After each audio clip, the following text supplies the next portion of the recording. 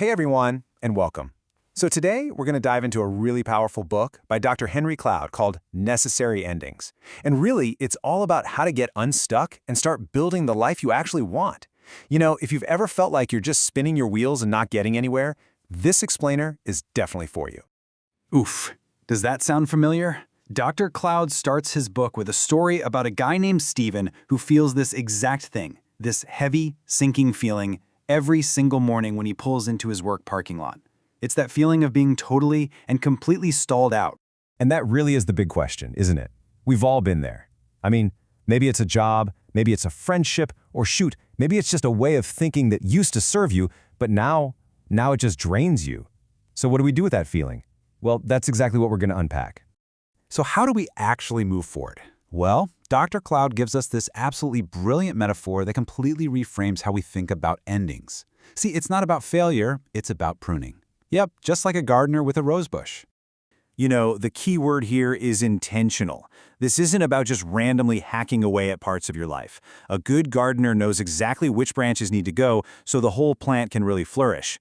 It's a strategic choice you make for a better future, where the goal is all about health and new growth. And Dr. Cloud breaks this down into 3 kinds of branches we all have. First, you've got the ones that are healthy, but just not the best. They're okay, but they're taking energy away from something that could be truly great.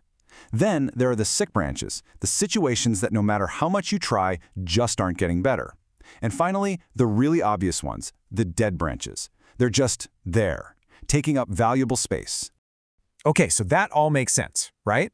But how can you tell if a branch is just sick and might get better, or if it's truly time to let it go? This is where the book gives us a super important tool to figure that out. This slide really gets to the core of it. Look, both hope and wishing start in the same place, desire. We want things to work out. But real, genuine hope needs that second ingredient, objective grounds, evidence, an actual reason to believe things are going to change. A wish, though, that's just the desire, floating out there with nothing to stand on. So it all boils down to this one question. You have to ask yourself this. Seriously, what reason, besides just desperately wanting it to, do you have to believe that tomorrow is actually going to be any different? Are you staying because you see real progress, or are you staying just because you want to?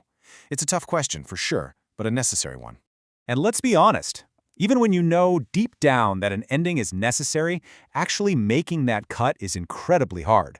Our brains, our hearts, they're pretty much wired to fight against it. So why is it so tough? Well, for one, there's the fear of the unknown. That's a big one. There's also the very real grief that comes with losing something, even if it wasn't good for you. A lot of us just hate conflict, right? And we really don't want to feel like we're the bad guy in the story. And of course, there's that empty wish we just talked about, which can keep us stuck for a long time. The book is really clear. It is completely normal to feel all of this. But here's the thing. Leading your own life, creating a life you actually love living, it takes courage. It means you have to be the one to make the tough calls that your current self is trying to avoid. It's a real act of leadership for yourself.